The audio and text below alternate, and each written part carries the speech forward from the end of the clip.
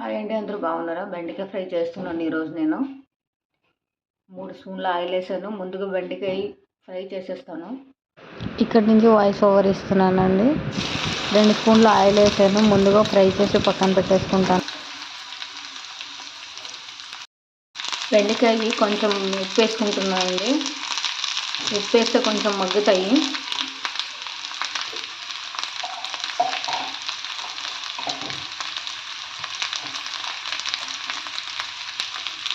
అలాగే పసుపు కూడా వేసుకుంటున్నాను.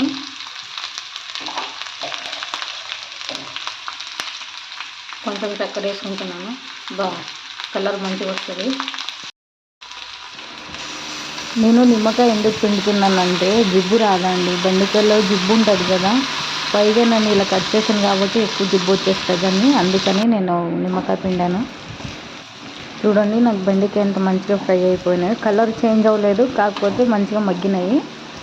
ఆ జిబ్బు మొత్తం కడాయికి అంటుకుంది కదా, కడాయి నేను మళ్ళీ కడిగేసి దాంట్లోనే తాలింపు వేసేస్తాను. పోపు దినుసు వేసానండి, మొత్తం ఒకేసారి వేసేసాను. ఇది కొంచెం కలర్ చేంజ్ అయ్యాక ఉల్లిపాయలు అవన్నీ వేసుకుంటున్నా. చూడండి, బెండకాయ చాలా మంచిగా ఫ్రై అయినాయి. ఒక చిన్న సైజు టమాటా తీసుకున్నానండి, ఒక ఉల్లిపాయ తీసుకున్నాను, కొద్దిగా కరివేపాకు కొత్తిమీర తీసుకున్నాను. ఇది బ్రౌన్ కలర్ అయ్యిందండి. ఉల్లిపాయలు కరివేపాకు వేసుకున్నాను. ఇది 2 నిమిషాలు మగ్గాలండి. 2 నిమిషాలు మగ్గిన తర్వాత కట్ చేసుకున్న టమాటా ఉంది కదా, అది వేసేసుకుంటాను.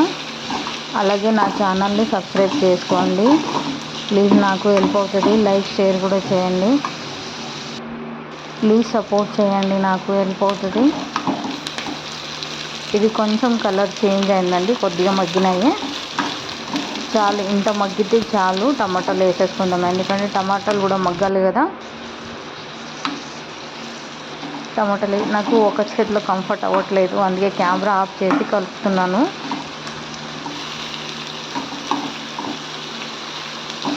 సాల్ట్ ఇందాక బెండకాయకి వేసుకున్నాను కదండి, అబ్జర్వ్ చేయండి, చాలా కొంచెం వేస్తున్నాను. అంటే ఉల్లిపాయలు టమాటాకి ఎంత కావాలో అంతే సాల్ట్ వేస్తున్నాను. తర్వాత పసుపు కూడా నేను అంతే వేస్తున్నాను, కొంచెమే వేస్తున్నాను. చక్కెర కూడా దీనికి ఎంత కావాలో అంతే వేసాను, కొద్దిగా, ఎందుకంటే ఇందాక దానికి బెండకాయకి వేసుకున్నాను కాబట్టి ఇవి చప్పగా రాకుండా ఉంటాయని కొంచెం పసుపు, కొంచెం చక్కెర, మళ్ళీ ఉప్పు వేసాను నేను. ఇది మగ్గిందండి. ఇందాక ఫ్రై చేసుకున్నాను కదా, బెండకాయ వేసుకుంటాను.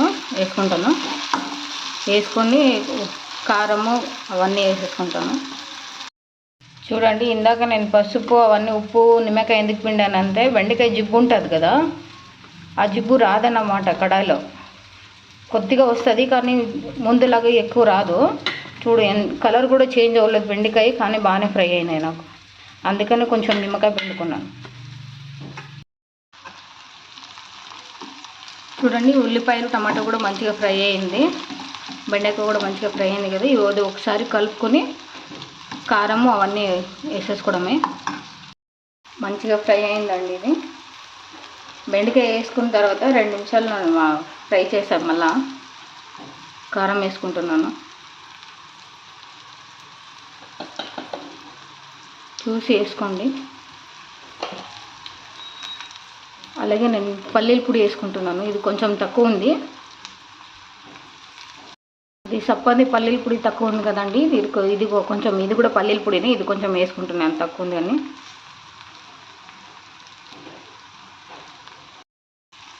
ఇది మంచిగా కలుపుకుంటానండి.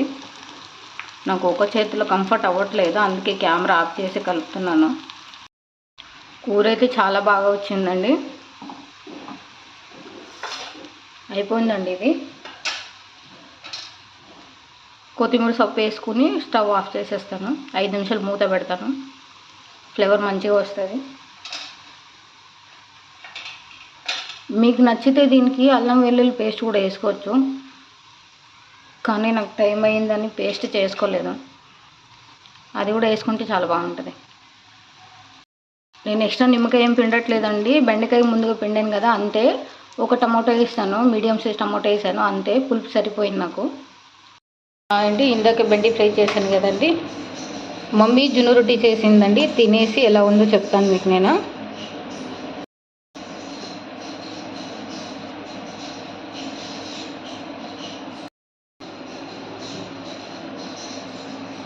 కూర స్మెల్ అయితే చాలా బాగా వస్తుందండి. ఇది చపాతీలో కూడా చాలా బాగుంటుంది.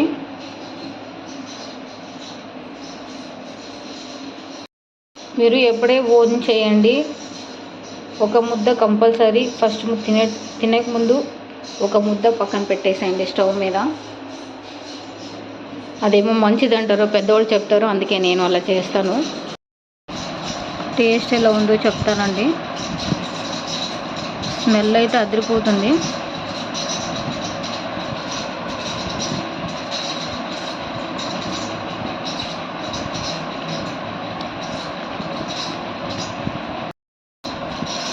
స్మెల్ అయితే చాలా బాగుంది. కూర మంచిగా అయింది. మీరు కూడా ఒకసారి చేసుకుని తినేసి నాకు ఎలా ఉందో చెప్పండి. టేస్ట్ అయితే చాలా మంచిగా వచ్చిందండి.